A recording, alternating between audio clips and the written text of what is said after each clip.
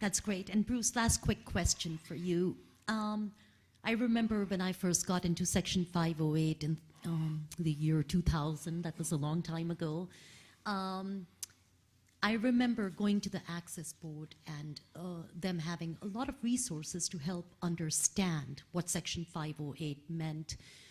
I know the Access Board must be a resource for migration to the Section 508 refresh. So what is the Access Board doing to help with the migration? So I always like to try and, keep clear some of the difference between, 508, the statute, and, 508, the requirements.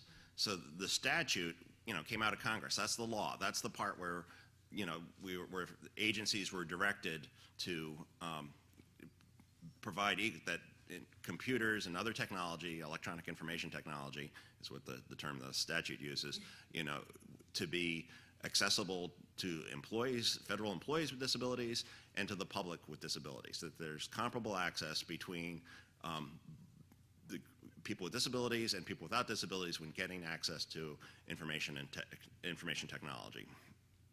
And as part of that, that law was on the books for what 73 was that the first time that Yes. those words were out there? Yep. But nobody knew what that meant until the statute was updated with the Workforce Investment Act, and the Access Board was directed by Congress to develop the standards, to develop requirements. So we actually knew what we meant by then. So that was a pretty important step. And also in that very same legislation, the Access Board was charged to develop technical assistance, and our good buddies at GSA were named to also provide the technical assistance. So it's not like we have a choice about it. I'm unlike 4 or 5 other people that are government people that are trying to be helpful. They're doing it out of the kindness of their heart. I'm doing it because it's my job. I'm not doing a favor by being here. Technical assistance is part of what we're directed to do. So we're working closely with GSA and other experts in the field.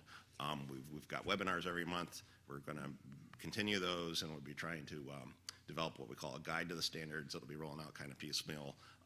But we serve. If you have questions about the revised standards, we're the go-to people, and we don't care if you're a federal agency or a private citizen or a for-profit company.